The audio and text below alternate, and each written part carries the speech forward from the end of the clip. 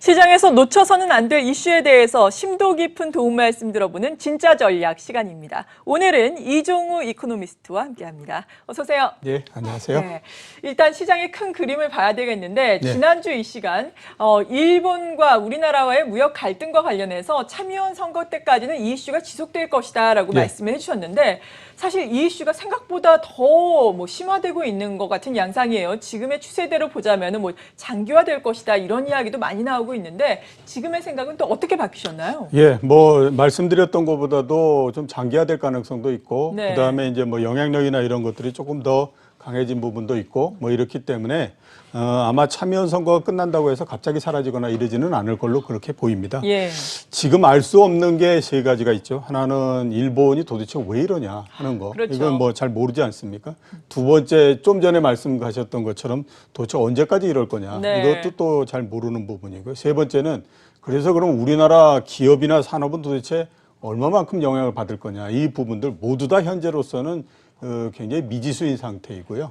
그러다 보니까 여러 가지 추측만 지금 난무하고 있는 그런 상태다라고 이렇게 말씀드릴 수 있는데, 일단 아무튼 팩트나 그다음에 가장 합리적으로 우리 생각할 수 있는 그런 부분들에서 한번 생각을 해보면요. 몇 가지는 좀 생각해 볼 수 있지 않나라는 생각이 드는데, 현재 일본은 어떻게 생각하면 막 던지는 형태로서 지금 나오고 있지 않습니까? 그렇죠. 정부 관계자들 이러면서 이제 나가고 있는데, 대표적으로 보면 왜 불화수소를 우리나라에 수출하는 것이 북한으로 넘어가서 그게 살인가스 이런 걸로서 사용될 가능성이 있기 때문에 예. 이거를 제재하고 이렇다라고 하는 거. 이거는 이제 어떻게 생각하면 거의 진짜 막 던져버리는 형태인 거거든요. 그렇죠. 그러니까 이렇게 막 던지는 형태 이런 것들은 이건 오래 갈 수가 없습니다. 그러니까 이거는 아마 이제 선거나 이런 것들이 끝나면 조금 이제 진정이 되는 형태일 테니까, 그러니까 어떻게 생각하면 그 내부에서 진행되고 있는 것이 한 단계 조금 이제 업그레이드 되면서 조금 진정되는 국면으로서 들어갈 가능성이 있다. 이렇게 봐야 되거든요. 근데 주식 시장은 어차피 어떤 사안이 이렇게 쭉 진행되고 있는 것에 영향을 받는 것도 있지만, 어떤 사안이 언제 터져서 그게 어떤 시점에 얼마만큼 큰 영향을 주느냐 하는 것들에 의해서 영향을 많이 받는 그런 부분들을 보면 네. 지금이 영향력이 극대라고 봐야 되는 거죠. 그리고 이 이유는 영향이 계속된다고 하더라도 점차적으로, 그러니까 사안이 계속된다고 하더라도 영향은 점차적으로 약해지는 형태가 되기 때문에 아마 시장의 반응 이런 것들은 시간이 가면서 조금씩 약해지는 형태가 될 테니까요. 우리가 이 사안이 전체적으로 어떻게 진행될 것인가 하는 거 지금 관심이 있지만 결국 우리한테 관심이 있는 거는 이게 얼마만큼 시장에 영향을 줄 거냐 하는 부분이지 않습니까? 그렇죠. 그러니까 그런 부분들에서 한번 생각을 해볼 필요는 있다라는 생각이 들고요. 두 번째는 이렇게 한번 생각해 볼 필요가 있습니다. 지금 일본이 현재까지 세계 이렇게 해서 제재를 했는데, 그게 직접적으로 보게 되면 가장 큰 영향을 주는 부분들은 반도체지 않습니까? 그러면 우리나라 반도체 주가가 제일 많이 하락을 해야 되는데, 네. 어제도 그렇고 최근 며칠 동안 주가가 떨어지는 데서 제일 강한 주식이 반도체였어요. 이게 참 희한한 일이다라고 맞아요. 이렇게 볼 수 있지 않습니까? 그러니까 이 부분들은 영향을 얼만큼 주느냐 하는 것들에서 한번 생각해 볼 필요가 있는데, 네. 우리가 지금 사안이 가고 그러니까 우리 언론을 비롯해서 모두 다가 이게 엄청난 일이다 막 이러면서 대응을 하고 있지만, 시장에서의 대응은 그렇게 굉장하게 심각하다 이렇게 대응하고 있지 않는 건 아니냐라는 생각이 들거든요. 그러면 갑자기 어느 날서부터 반도체가 이것 때문에 또 엄청나게 떨어지고 그럴 가능성은 없죠. 왜냐하면 앞에서 말씀드렸던 것처럼 영향력은 지금 극대로 나타나고 있는 상태니까. 그런 면에서 보면 물론 지금 사안이 많이 발생을 하고 그다음에 막 진행이 되고 있고 그러는 상태지만, 네. 조금 한번 떨어져서 보게 되면 그렇게 엄청나게 시장을 흔드는 그런 부분들은 아닌 것 같다라는 생각은 좀 듭니다. 네, 이슈가 지금 시장에 노이즈로 상당히 작용을 하고 있는데 지금이 최대 악재로 작용을 하는 시점이다라고 말씀해 주시면서 삼성전자, SK하이닉스의 선전에 대해서 평가를 해주셨거든요.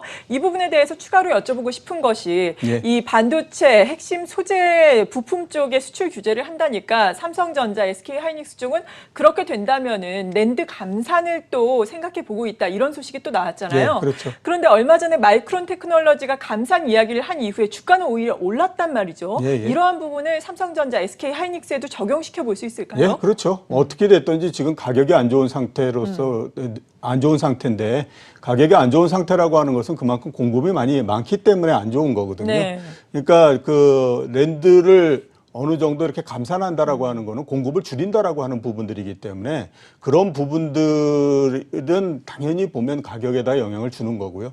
그렇게 되면 그 부분들이 뭐 그렇게 나쁜 형태는 아니다. 이렇게 지금 시장이 해석할 수 있다. 네. 하고 있다. 이렇게 볼 수가 있는 거죠. 그래도 어떻게 보면 다행스러운 부분이네요. 예, 그렇죠. 네. 예, 예. 그러니까 네. 사안이 어떻게 진행되느냐 하고 시장이 어떻게 해석하느냐 하는 부분들은 정확하게 일치하는 건 아닙니다. 그렇죠. 그리고 주식시장 못지않게 변동성이 크게 나오고 있는 것이 외환 시장인데요. 예. 달러화에 대한 원화 환율, 어제는 변동성이 상당히 적었지만 정거래일 같은 경우에는 하루에 무려 11원 넘게 올랐습니다. 7월 한 달 들어서만 사실 뭐 일주일여밖에 지나지 않았는데 외환 시장의 변동성이 20원을 넘어섰잖아요. 예, 그렇죠. 다른 통화에 비해서도 유독 이렇게 변동성이 큰 근본적인 이유는 어디에 있을까요? 최근에 뭐 다른 나라보다도 그 변동성이 컸던 거는 사실인데 보다도 변동성이 컸던 건 6월 달에 굉장히 컸었죠. 그때도 그때는 그랬죠. 거의 1,196원 정도까지 올라가 버렸기 때문에 다른 나라 통화에 비해서 상당히 아무튼 변동이 컸고 뭐 네. 이런 그 상태였습니다. 근데 이제 최근에 그러니까 뭐 말씀하셨던 것처럼 그저께 11원 오르고 이랬던 거는 그 전에 원화가 한 3% 정도 절하가 됐기 때문에 그 영향을 많이 받은 겁니다. 그러니까 1,196원에서부터 어느 정도까지 내려갔냐면요. 거의 한 1,150원 수준 정도까지 내려갔었거든요. 그렇죠. 그게 어떻게 보면 그 당시에 전 세계 통화 중에서 거의 유일하게 원화가 절상이 되는 형태였었기 때문에 그 절상이 좀 이제 거꾸로 도드라가는 그런 부분들이 단기적으로 좀 영향을 미쳤다 이렇게 볼 수가 있고요. 네. 두 번째는 이제 근본적으로 봤을 때는 지금 원화의 사정이 그렇게 좋은 거는 아닙니다.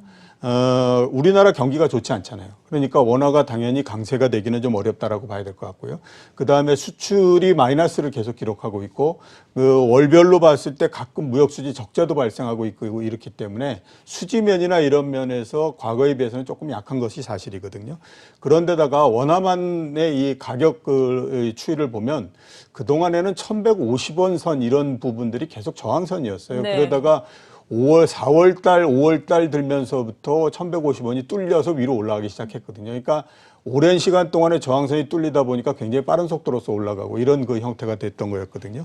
그러니까 지금 이런 약세를 안고 있는 상태에서 한 2주 전 정도서부터 한 3% 정도 절상이 되다 보니까 그 반대쪽이 또 최근에 역할을 하면서 한 11원 정도 끌어올린 그런 그 형태가 됐다라고 볼 수가 있죠. 네, 지금은 또 1,180원까지 다시금 올라온 상황이니까 이제 예. 또 1,200원을 뚫는 것이 아닌가, 원화 예. 약세가 더욱더 급격하게 진행되는 것이 아닌가라는 우려감이 생기고 이에 따라서 당연스럽게 따라올 수 있는 문제는 또 외국인의 수급 아니겠습니까? 네, 그렇죠. 이렇게 원화 약세가 진행되다 보면 환차 손해일 수밖에 없는데 이러한 부분을 함께 연관해서 어떻게 생각하고 계신가요? 우선 이제 뭐 원화가 어디까지 갈 것이냐, 1,200원을 뚫고 계속해서 올라가냐 마냐 뭐 이런 그건데 1,200원을 뚫고 올라간다고 하더라도 오랜 시간 거기에서 머물거나 그러기는 굉장히 어렵습니다. 네. 왜냐하면요.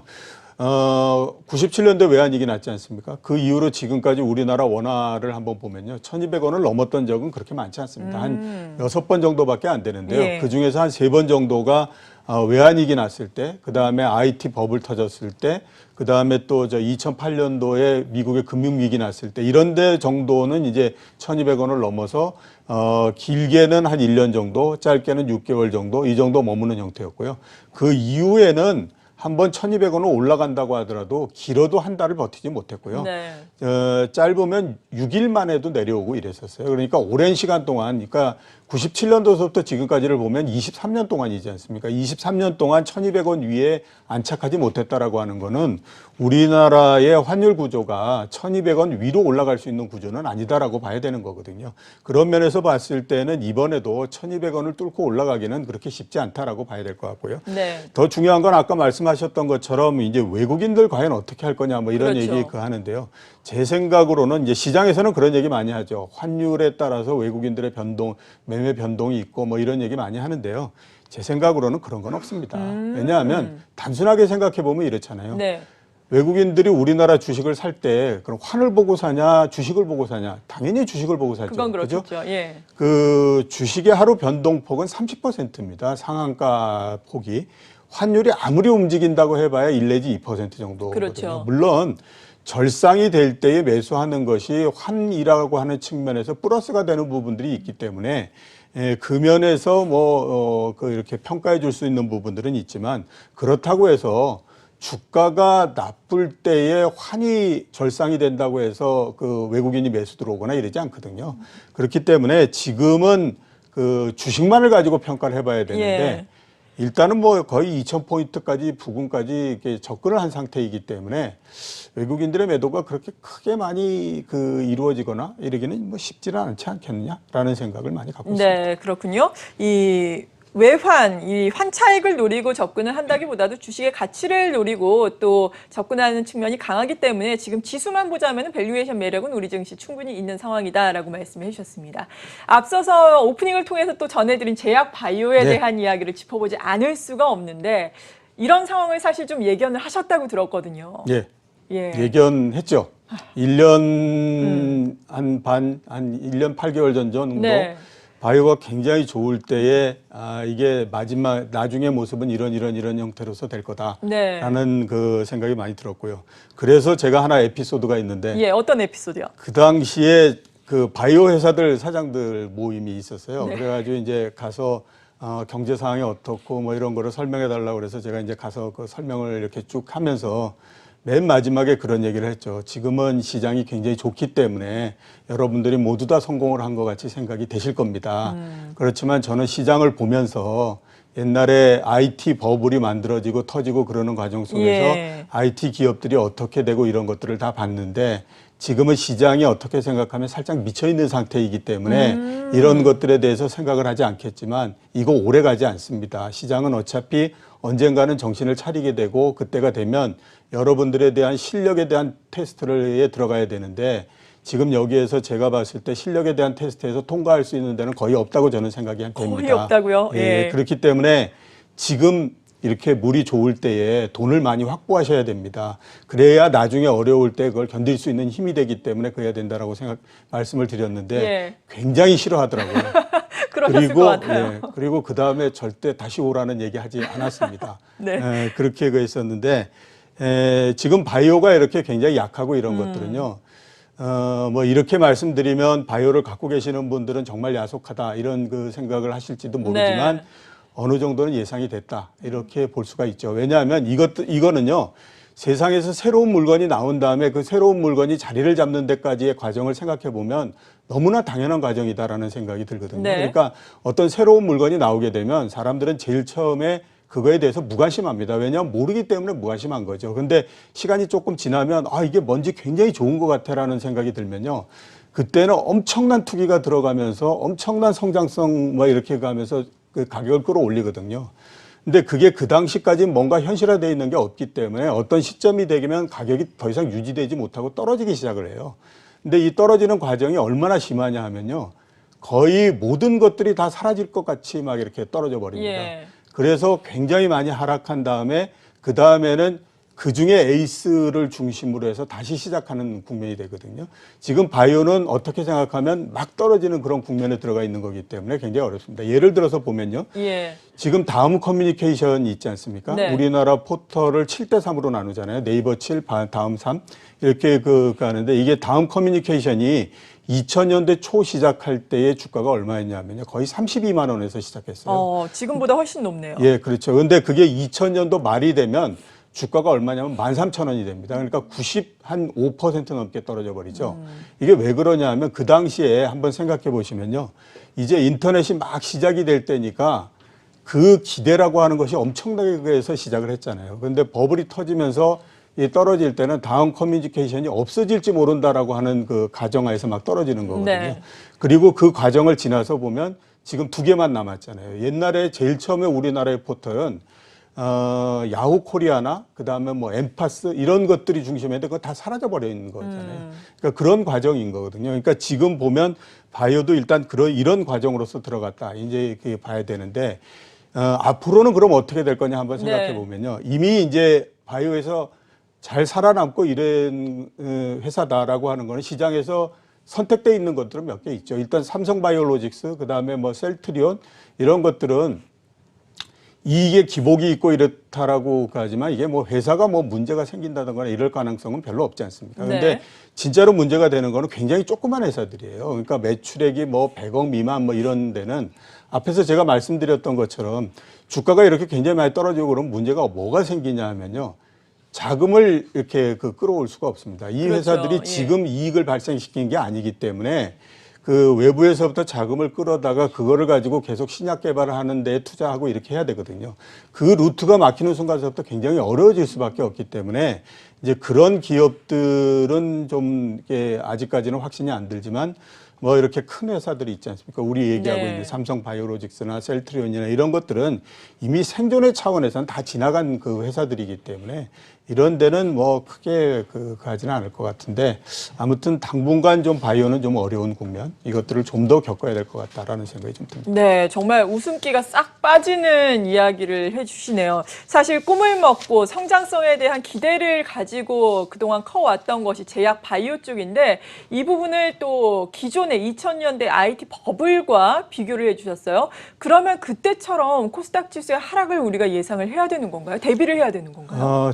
그때만큼 심하지는 않습니다. 왜냐하면 그때는 그 IT가 거의 그 코스닥의 60% 70%가 됐거든요. 네. 그러니까 그게 거의 90%가 떨어져 버리는 거니까 주가가 뭐 견뎌낼 수가 없는 상태가 된 거죠. 근데 지금 바이오가 코스닥에서 차지하는 비중은 그때 IT에 비해서는 상대적으로 적습니다. 그렇기 때문에 이제 크지 않고요. 그 다음에 굉장히 큰 회사들 같은 데가 거래소로서 많이 또 넘어가 버리고 그랬기 네. 때문에 그러니까 이 바이오가 굉장히 약하고 그러면서 그 영향을 많이 받는 거는 사실이지만 IT 버블 때처럼 그렇게 뭐 난리가 나고 이러는 것들은 아니라고 봐야 되겠죠. 네, 그렇군요. 그렇다면 최근에 코스닥 시장에서 이어지고 있는 외국인과 기관의 양매도는 어떻게 봐야 하는지, 이에 따른 투자 전략은 어떻게 세워야 하는지 궁금한데요. 코스닥에서 양매도는 뭐 가장 큰 부분들은 바이오 때문이다라고 역시나, 봐야 예. 되겠죠. 그러니까 바이오가 제일 핵심 산업이고 그랬었는데 주가가 워낙 많이 떨어지기 때문에요. 이런 데에서는 그러니까 이제 뭐 한 달 전 정도까지 떨어질 때만 하더라도 가격이 높냐 낮냐를 가지고 판단을 하고 막 할 텐데 지금은 네.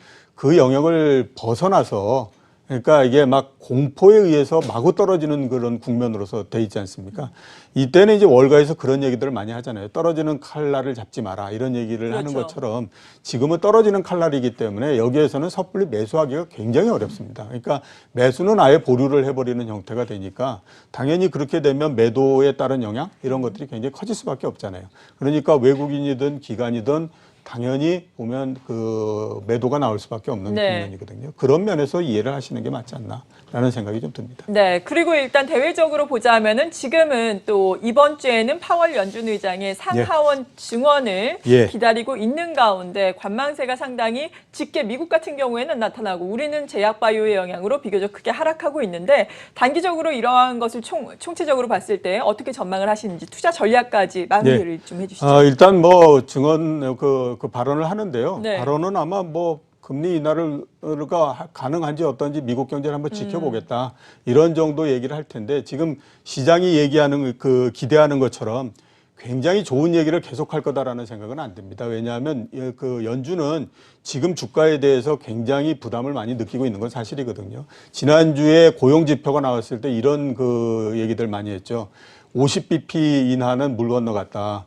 50bp 인하라고 하는 것이 그게 쉬운 일이 아니거든요. 그런데 시장이 거기까지 기대를 끌어올렸다라고 하는 거는 연준 입장에서는 그런 기대를 낮춰줘야 됩니다. 그렇기 때문에 제가 관심을 갖고 있는 부분들은 파월 의장이 요 양쪽을 어떻게 잘 믹스를 해가지고 얘기를 할 거냐 하는 부분들이 일단 중요하다라는 생각이 들고요. 네. 그러니까 이제 이게 되면 금리 인하는 어느 정도는 뭐 가시화되는 형태인데 7월 달에 금리 인하는 너무 예상이 많이 돼 있는 상태라서 시장에 크게 영향을 주기는 어렵다라고 보이고요. 앞으로의 전략과 관련해서는 예. 2분기 실적 시즌이 시작이 됐습니다. 그렇죠. 그러니까 이게 어떻게 진행되느냐 하는 것들을 한번 보셔야 될 것 같고요. 또 하나 제가 가장 관심을 많이 갖고 있는 거는 미국 시장이 지금 사상 최고치 했다가 조금 밀리는 형태지 않습니까?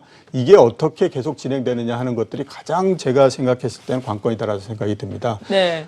시장이 어려운데 미국 시장마저 한번 한다라고 하면 조금 지나서는 그걸 견딜 수 있는 힘이 생기지만 당장에는 그 영향을 받을 수밖에 없거든요. 그래서 그런데 미국 시장이 생각보다는 탄력이 좀 약한 것 같아요.